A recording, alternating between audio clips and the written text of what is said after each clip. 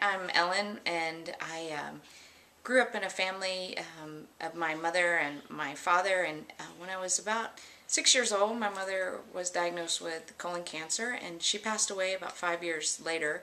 But during that process, I was kind of bounced around from family to friends, and so we had a very informal foster care where I spent time with people that I didn't know and people that we did know. They would just take care of me and my siblings as much as they could and for the time that they could. And then when I was 11 years old, I was basically left on a doorstep and was told that I needed to find a home. It is hard. Granted, 11-year-olds do have a lot of baggage, and for someone in my situation that's been abused in every way imaginable, there was more baggage than anyone would really want to take on. But fortunately, someone did take that on for me, and they dealt with my anger and my bitterness and my acting out and just the things that come with being raised in an abusive situation and then being basically abandoned. And it was such a blessing because I now have my own family, and I give a lot of credit to my parents.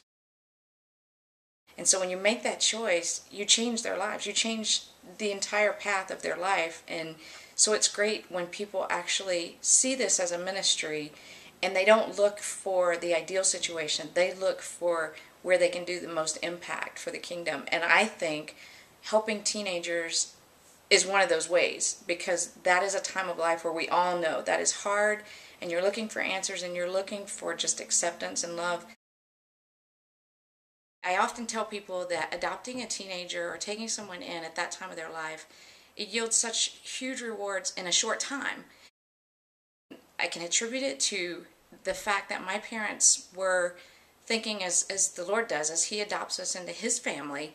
He doesn't look for the perfect, pure, non-sinning children. He takes us where we're at, and He helps us to walk alongside Him.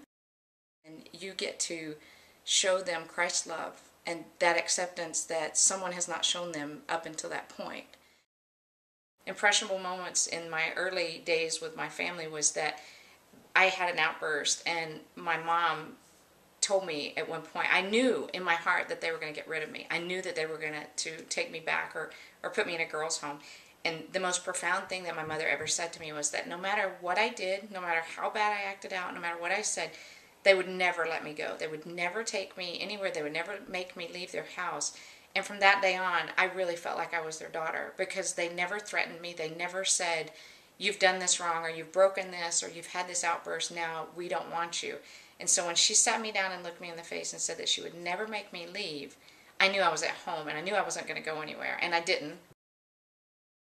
And so they always took the time to spend with me, and now I can appreciate even more as an adult. And one of the strangest things was I was adopted at 12, or almost 12, and I never called my parents mom and dad as I was growing up. I couldn't. I don't know why. I felt very guilty about calling them mom and dad.